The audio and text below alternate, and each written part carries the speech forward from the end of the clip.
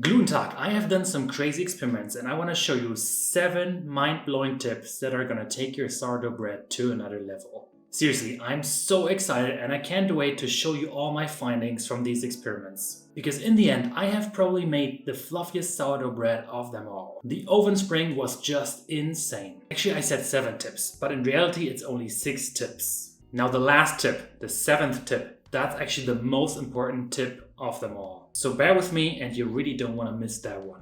Okay, a little bit of background info. How did this crazy experiment session start? Now with sourdough, there's incredibly much mumbo jumbo on the interwebs. You never know what to actually believe. There are so many myths, okay, that was hard to pronounce, on sourdough. And that's the reason why I started this channel. I wanted to have less mumbo jumbo and more science. And I guess because you're a like-minded person, you're probably watching this video. Now a good friend sent me a stiff starter from Italy, a lievito madre. And another friend sent me his sourdough starter from South Africa. And I of course had my own starter at home and I wanted to test how the different starters perform. I was super interested in seeing the leavening power of the different starters. So how much do they actually increase your dough? How much do they blow up your dough? How much do they inflate your dough? And then also, of course, very important, what's the taste? Which sourdough starter creates the best taste? Now, if you don't know what a sourdough starter is, a sourdough starter is pretty much just a mixture of wild yeast and bacterial organisms. For thousands of years, people have baked with sourdough. It's the most ancient way of making bread. And the cool but also intimidating aspect of a sourdough starter is that every sourdough starter is unique. You're cultivating different wild yeast strains, different bacterial strains. So personally super cool, but also a little bit complex. So that's the background story that got me started. And so let's start with tip number 1. So tip number 1, make your sourdough bread taste like mild yogurt. By changing the amount of water that you have inside of your sourdough starter, you can influence the final taste. Normally a sourdough starter has a hydration of around 100%. That means for every 1 gram of flour you have 1 gram of water. Equal parts of flour and water. Now in the past videos I've always been baking with a liquid starter. And a liquid starter is much more liquid. This means for every 1 gram of flour you have 5 grams of water. That would be a hydration of 500%. So it's very watery. And by having this watery starter, you are actually changing the microorganisms inside of your starter. In your sourdough starter, you typically have 3 major microorganisms. Yeast organisms, lactic acid bacteria, and acetic acid bacteria. Lactic acid has dairy notes. Acetic acid has vinegary notes. So how can we focus more on the lactic notes rather than acetic notes? And we do that by depriving our starter of oxygen. To create acetic acid, you need to have oxygen around. I don't know if you've ever seen a lake sometimes in summer. Sometimes if it gets too hot and if there is no oxygen inside anymore, many of the fish are dying. So there is no oxygen coming through the water. And this is exactly what we're doing with our liquid starter. By submerging our starter with water, we are blocking oxygen from entering in your starter. And this means over time, the lactic acid bacteria will thrive. The acetic acid bacteria not so much. So your flavor is going to change from vinegary mostly to dairy notes. Seriously, I think it's just mind-blowing. Try this yourself. You can just change the flavor of your sourdough bread by increasing the amount of water that you are using for your starter. I made a few videos on the topic of liquid starters before, but the too long didn't watch us pretty much. You take 10 grams of your existing sourdough starter and mix that with 50 grams of flour and 250 grams of water. So 5 times the amount of water than you used flour. For 4 to 5 days, just take another 10 grams of that mixture from the previous day and feed it with 50 grams of flour and another 250 grams of water. Make sure you stir everything before you extract the starter from the previous day. And then please use your nose and test that mixture every day. And if you are that person that has a vinegary starter, you will notice that over time your starter starts to scent more mild. Super interesting. Now I wanted to test that liquid starter and compare it with the other starters. So I got that lievito madre and I also had that South African starter. So now what's the actual better starter? And this brings me to point number 2, open up your crumb. So I wanted to test my liquid starter and I wanted to test the South African starter. I wanted to know which of those starters would inflate a balloon the most. And then I actually had a problem because I only had 1 balloon left at home. And so for the other starter, I resorted to drastic measures. I used an adult balloon. And in the end, I think this was actually the best thing that could have happened to me. This experiment regardless is a little bit unfair, but what you can see is that the South African starter is inflating the adult balloon, whereas the liquid starter is not inflating the balloon at all. And the point that I'm trying to make is that you need to learn about dough extensibility. If you have a dough that's very extensible, then it can be inflated much more, similar to the adult balloon. A friend told me that it's much easier to inflate this style of balloon than an actual balloon. And the same thing is happening with your sourdough. If you have a dough that's more extensible, it can be inflated much easier. And you'll have a fluffier bread and a more open crumb in the end. Now, how do you make your dough more extensible? What you can do is you can use more water for your dough. But then your dough also becomes much more difficult to handle. You'll have a stickier dough. It's not as easy. The other thing that you can do is you can use a flour that has less gluten. Gluten is what's being inflated by the yeast farts pretty much. The CO2 is trapped by the gluten network. And this means your dough increases in size and increases more in size. In this experiment, the CO2 was inflating the different balloons. To visualize this, imagine a car tire. You can have a car tire that is very thick. That would be a flour that has a lot of gluten. But you can also have a car tire that's not as thick. It has less gluten. Well, for the car tire, it's rubber. Now, inflating the car tire with more rubber is even more difficult than inflating the car tire with less rubber. And that's exactly the same thing that happens when you have flour which has less gluten. So yeah, the less gluten you have, the easier it is to inflate your dough. But this also comes at a price, because the lactic acid bacteria inside of your dough are eating the gluten. So a flour which has a higher gluten content can be inflated for a longer period of time. Over time, the gluten is being reduced and reduced. That's why also people who have issues digesting gluten can in many cases actually eat sourdough breads. The other option for a more extensible dough is to use the autolysis technique. The autolysis technique requires you to just mix flour and water in advance and then letting that sit for a certain period of time. Typically between 1 hour, 2 hours, or some people even like to do it overnight. By doing so, your gluten network already starts to degrade. And this makes it much easier for your sourdough to inflate the gluten network later. If you feel a little bit lazy, what you could also do is you could just use a little bit less sourdough starter, something around 5 to 10% calculated based on the flour weight. That way your whole fermentation is slower and you get the same effects of the autolysis. That's typically the method that I go for because I want to mix everything together right at the start. I don't want to have 2 steps where I mix something in advance and then mix something later. So anyways, before this wasn't so obvious to me. I never thought about the extensibility part too much. But since my crumbs were never as open as other bakers' crumbs, I thought okay, maybe I was just using a too strong flour for that purpose. But then something really odd happened. I redid the same experiment, now this time with my liquid solder and again with the adult balloon. And surprisingly, what happened? The adult balloon wasn't inflated at all. Now, was my liquid starter any worse? Could it be that the South African starter had superpowers? This really got me thinking. And then a few other crazy experiments followed. See for yourself. Tip number 3, more starter leavening power. Now in the previous test I screwed up a little bit because the testing strategy wasn't so clean. If you're an engineer, you might have heard the term A/B testing before. You only want to change one variable at a time, but I was changing way too many variables. So rather than having 2 different sourdough starters which have completely different microorganisms, I wanted to use just my liquid starter. But I wanted to play a little bit with the hydration, because the difference from the South African starter to my liquid starter was mostly the hydration. So then I would use my bread pit, my liquid starter, and I would just change the level of hydration. I would give my starter a few feedings with different amounts of water. So from 500% to 100% to 50% hydration. And I would use exactly the same amount of flour, the same amount of fuel. Flour is the fuel for your sourdough starter. That's what creates that CO2, that's what creates that lactic acid and that acetic acid. That's your starter's fuel. Also, I didn't give any feedings in advance. So pretty much from my liquid starter, I set up the 3 different doughs. And now what I would see is that the stiffer starter would inflate the adult balloon the fastest, much faster than all the others. The stiffer starter in the end was also way stiffer. The regular starter had 100% hydration, would also inflate the balloon quite fast, but not as fast. And then thirdly, the liquid starter would also inflate the balloon, but it definitely wasn't as stiff as the others. Super interesting, right? And what does this mean? Super crazy. And it was so cool to see this firsthand while testing. So this confirms to me that it seems that the yeast prefers a stiffer environment.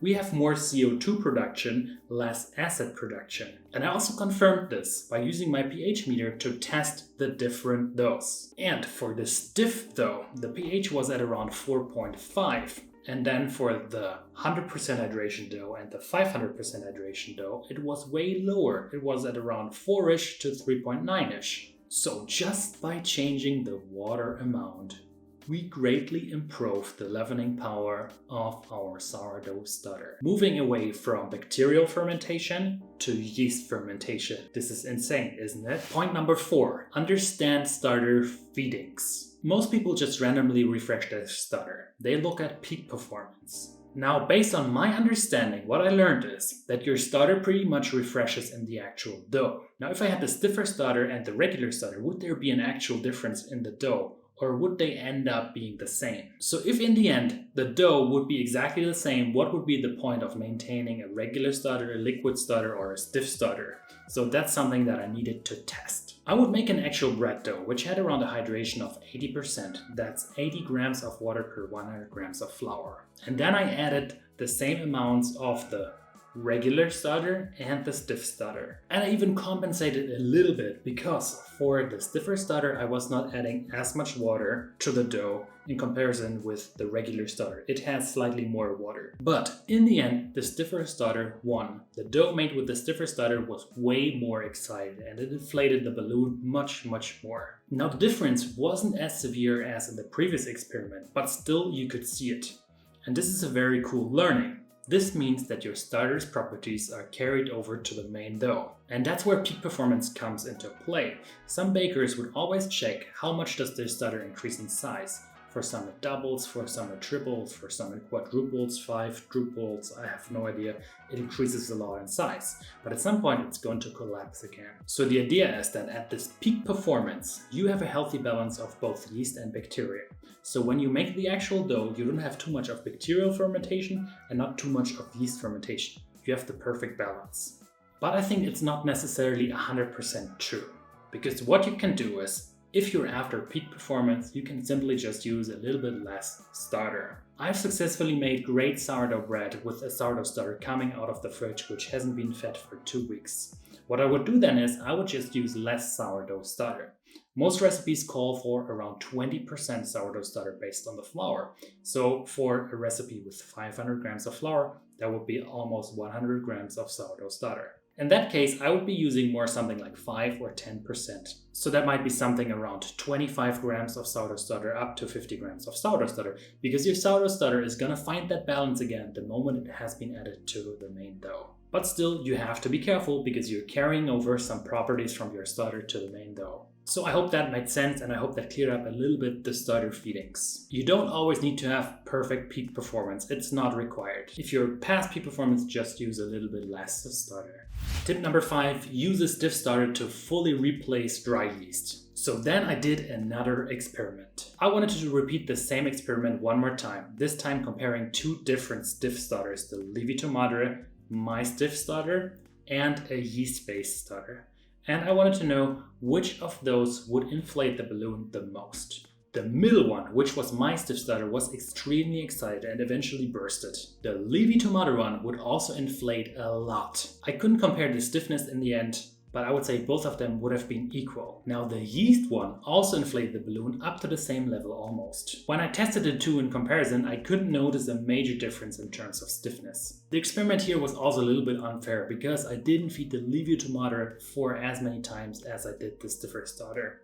And as I said previously, you carry over some of your starter properties to the main dough. So that could have explained the slight difference in terms of Lievito Madre versus my own stiff starter. Taste-wise and from a scent perspective, I couldn't notice a major difference. If you check out the yeast-based starter one more time, you will see that it also didn't increase in size as much as the other starters. And this is very interesting. Remember how I told you that you want to have an extensible dough to inflate your dough more? Yes, because the yeast-based one doesn't have any lactic acid bacteria, so your gluten network isn't being softened. And that's why the yeast-based one wasn't able to inflate the dough as much as the other starters. Interesting, right? So just by using a sourdough, you are going to have a fluffier bread in the end. For yeast-based doughs, I would definitely recommend you to do a long autolyse. This would also help to soften the gluten network a little bit. Then I tested the pH one more time of all the different doughs. So let's now measure the pH of the different doughs. We got our yeast, we have the Lievito Madre, and my liquid starter, which I turned into a stiff starter. And those holes are because I already measured the pH once. But let me show you. So the yeast, normally my pH is at around 3.9ish, and check this out, the yeast very high at a pH of 5.2, so there's almost no acidity inside. That's because there are no bacteria inside. Well, of course, there are a few ones now, probably because of air contamination and everything, but not as much. So, Lievito Madre.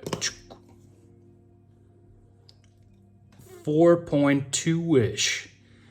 So, much lower, but still relatively high. If I would compare this to my regular starter, it would now be at maybe 3.8-ish, 3.9-ish. 420 here. And last but not least, my liquid starter, which I converted into a stiff starter, 4.2-ish, around the same as the Lievito Madre. Which is totally interesting, because for making the Lievito Madre, you typically make some sort of yeast water, including some fruits. But this one here has only been made with flour, which to me means that in the end, there's not that much of a difference, as far as I can tell. Both have acidified the dough, and this starts to break down the gluten network. If you just look at the different size increases here, then check this out. With the yeast here, we don't have as much rise, despite having the same amount of flour and water. That's because here, the lactic acid bacteria, they are softening the gluten network at some point, which is something that doesn't happen as much here when you just have a yeast-based dough. Also very interesting, my regular stiff starter increased a little bit more than the Lievito Madre. But I also didn't feed the Lievito Madre as much in advance as I did with this dough. As the pH lowers, you'll have more lactic acid bacteria and less yeast. And here, where I had a better balance to begin with, I had more leavening power. But you can't necessarily say that this is better than this one. More on that in a little bit. In general, I think it's very interesting to see the different starters here. I'm not going to be throwing anything of this away. I'll be making a nice discard starter bread out of this. And this really got me excited and leads me to saying that probably every yeast-based recipe, you can replace the yeast with a stiff sourdough starter. Isn't that totally awesome? I'm seriously excited to bake ciabattas, baguettes, all the different stuff with this stiff starter. Because in terms of stiffness, I couldn't see a difference. From a sour perspective, it also wasn't so low. So I think this is a really cool thing to know. Point number 6, improve your taste. Now my experiments focused a lot on leavening power. We were testing how can we inflate the balloon the most. But the question is, what do you actually want? And I think this is where all the experiments come in very handy. So most of the experiments that I conducted focused a lot on leavening power. But that's only one part of the equation. Leavening power is going to improve the consistency or change the consistency of your bread. But the lactic acid and the acetic acid, those are creating you a lot of flavor components. So ultimately it leads to the question of what do you want? What sort of bread do you want to bake? Do you want to bake a rather neutral bread? Then you might be want to go in for the stiff starter. Do you want to bake a bread which has a little bit of tang, some dairy notes? Then go for the liquid starter. Do you want to make something very hearty like a dark rye bread? Then you want to be going for the regular starter which has slight vinegary notes. So yeah, for a ciabatta I would be using the stiff starter. For a croissant, the stiff starter. For rye bread I would be using my regular starter. And I think this is really awesome knowledge to have. Just by changing the hydration of your starter, you can influence which taste you are going to inflict on your sourdough bread. And this has me all excited because this means that now I have a tool at my disposal to bake ciabattas, improve my burger buns, maybe the croissants, Everything that I previously liked to use yeast for, I can now use my stiff starter for. Okay, is anyone else as excited as I am about this experiment? Tip number 7, the bonus tip. You made it. That was a lot of information. Before we get to the final tip, there's gonna be a small ad. Let me pause here for a second. You might be wondering why there is a random picture of a cute little cat right now. Okay, there is actually no explanation. This was totally random, just like most of the ads. So, sorry. Now on a more pressing matter, have you ever seen a sourdough on a camel? Well, I take Brad Pitt wherever I travel. My goal is to create the most traveled sourdough on this planet.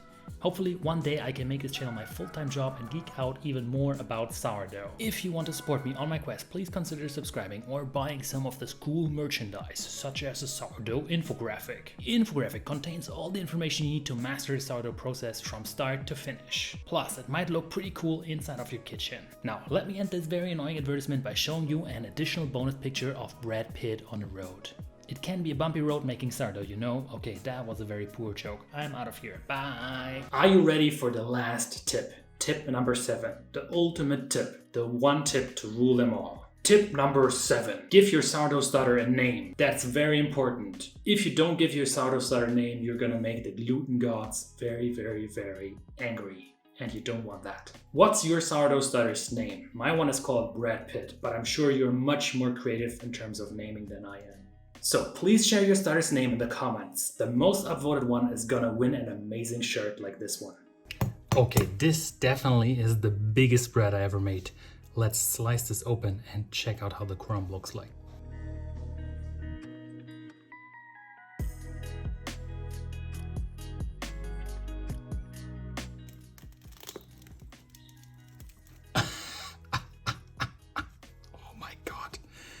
Look at this insane fluffiness. Oh man, this is so fluffy. And I'm really so excited to bake with this stiff sourdough starter. I tested to make one single sourdough bread and it turned out to be one of the fluffiest breads that I've ever made. The oven spring was just incredible. Check this out, the loaf is so much bigger than my hand and it's only 400 grams of flour. The fluffiness was really extraordinary. So yeah, can't wait to show you some additional recipes with this stiff starter. It's gonna be awesome. Okay, so final closing words. What do you think I should do with my new knowledge? Which sort of recipe should I be having a look at? I was previously posting on ciabattas. Is that something you would be interested in? Please let me know in the comments. I'm very looking forward to reading them. So let me end this by saying, may the gluten be with you and thank you very much for watching.